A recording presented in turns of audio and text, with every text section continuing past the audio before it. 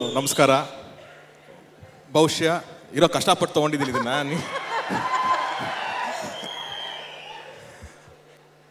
ಇವತ್ತು ನಾನು ಈ ಶೀಲ್ಡ್ ಇಟ್ಕೊಂಡಿರೋಕ್ಕೆ ನಿಜವಾಗ್ಲೂ ಒಂದು ಅರ್ಥ ಬಂತು ಅಂತ ಅನಿಸ್ತಿದೆ. ಯಾಕಂದರೆ ಇಷ್ಟು ದಿನ ಸ್ಟೇಜ್ ಮೇಲೆ ಹೋದಾಗ ನಾನು ಒಬ್ಬ ಮಾತಾಡ್ತಿದ್ದೆ.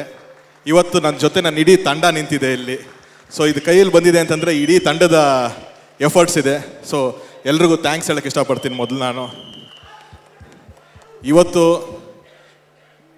ಇಡೀ ಕರ್ನಾಟಕದಲ್ಲ, ಇಡೀ ದೇಶದಲ್ಲೇ ಎಷ್ಟೋ ಜನ ನಿರ್ದೇಶಕರಿಗೆ ದರ್ಶನ್ ಸರ್ ಜೊತೆ ಸಿನಿಮಾ ಮಾಡಬೇಕು ಅಂತ ಆಸೆ ಇದೆ. ಅದು ನನಗೆ ಎಷ್ಟೊಂದು ಜನ ಹೇಳ್ತಿರ್ತಾರೆ, ಸರ್ ದರ್ಶನ್ ಸರ್ಗೆ ಒಂದು ಸ್ಕ್ರಿಪ್ಟ್ ಮಾಡ್ಕೊಂಡಿದ್ದೀವಿ, ಮಾಡಬೇಕು ಅಂತ ಆಸೆ ಅಂತ ಅಂದ್ಬಿಟ್ಟು ಅಂತ. ಯಾಕಂತಂದರೆ ದರ್ಶನ್ ಸರ್ ಅಂಥ ಒಂದು ಅದ್ಭುತವಾದ ನಟ, ಒಂದು ಅಂಥ ಅದ್ಭುತವಾದ ಸ್ಕ್ರೀನ್ ಪ್ರೆಸೆನ್ಸ್ ಇರೋವಂಥ ಒಬ್ಬರು ನಟರು.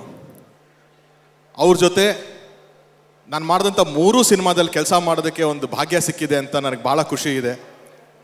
ಅದು ಚೌಕ ಆಗಿರ್ಬೋದು, ರಾಬರ್ಟ್ ಆಗಿರ್ಬೋದು, ಈಗ ಕಾಟೇರ ಆಗಿರ್ಬೋದು. ಇದು ಒಂದು ಕಾಕತಾಳೀಯ ಏನು ಅಂತಂದರೆ, ಪ್ರಸನ್ನ ಥಿಯೇಟ್ರು ಇವತ್ತಿಗೆ 50 ವರ್ಷ ಆಯಿತು. 1974ರಲ್ಲಿ ಶುರುವಾಗಿದ್ದು ಥಿಯೇಟ್ರು ಅಂತ.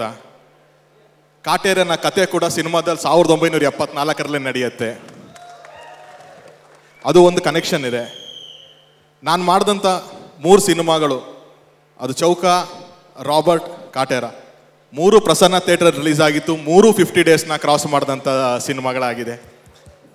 ಈ ಸಿನಿಮಾ ಮಾಡ್ಬೇಕಂತೂ ಅಣ್ಣನೂ ನಾನು ಡಿಸ್ಕಸ್ ಮಾಡೋಕೆ ಎಷ್ಟೊಂದು ಸತಿ ಅಣ್ಣ ಹೇಳೋರು, ಏನು ಥರ ಒಂದು ಸಿನಿಮಾ ಸಿಂಗಲ್ ಸ್ಕ್ರೀನ್ಸ್ ಎಲ್ಲ ಕ್ಲೋಸ್ ಮಾಡ್ತಿದ್ದಾರೆ, ಈ ವರ್ಷ 2023ನಲ್ಲಿ ಭಾಳ ಕಷ್ಟ ಆಗ್ತಿದೆ, 29th ರಿಲೀಸ್ ಮಾಡಲೇಬೇಕು ಅನ್ನೋ ಫಸ್ಟ್ ನಿರ್ಧಾರ ತೊಗೊಂಡಿದ್ದೆ ರಾಕ್ಲೈನ್ ಸರ್. ಯಾಕಂತಂದರೆ ಇಲ್ಲ ತರುಣ್, ಈ ವರ್ಷ ಯಾಕೋ ಅಂದ್ಕೊಂಡಂಗೆ ಥಿಯೇಟ್ರ್ಗಳಿಗೆ ಆಗ್ತಾ ಇಲ್ಲ, ಮಾಡೋಣ, ಒಂದು ಸ್ವಲ್ಪ ಎಫರ್ಟ್ ಹಾಕ್ಬೇಕು ಜಾಸ್ತಿ ಎಲ್ಲರೂ, ಮಾಡಿದ್ರೆ ಈ ಸಿನಿಮಾ ಖಂಡಿತವಾಗ್ಲೂ ಆಗುತ್ತೆ. ಈ ವರ್ಷಕ್ಕೆ ನಾವು ಒಂದು ಕನ್ನಡ ಇಂಡಸ್ಟ್ರಿಯಿಂದ ನಂಗೆ ತುಂಬ ಕಾನ್ಫಿಡೆನ್ಸ್ ಇದೆ ಸಿನಿಮಾ ಮೇಲೆ.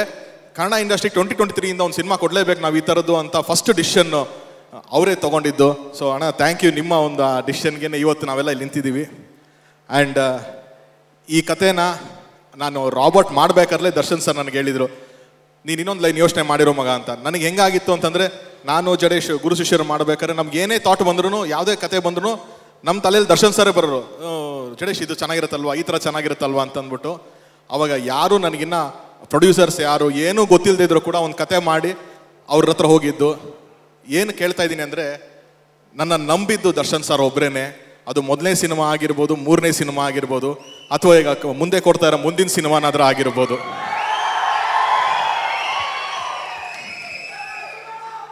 ದರ್ಶನ್ ಸರ್ 25 ವರ್ಷ ಕನ್ನಡ ಚಿತ್ರರಂಗದಲ್ಲಿ ನಮ್ಮನ್ನು ಮನೋರಂಜಿಸ್ತಾ ಬರ್ತಿದ್ದಾರೆ.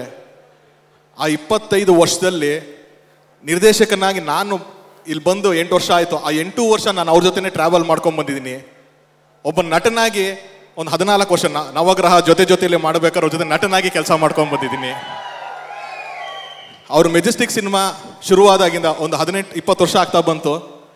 ಅಲ್ಲಿಂದ ನನ್ನ ತಮ್ಮನ ಥರ ಜೊತೆ ಕರ್ಕೊಂಡ್ಬಂದಿದ್ದಾರೆ. ಸೊ ಇಷ್ಟು ದೊಡ್ಡ ಜರ್ನಿ ನನಗೆ ದರ್ಶನ್ ಸರ್ ಜೊತೆ ಇದೆ.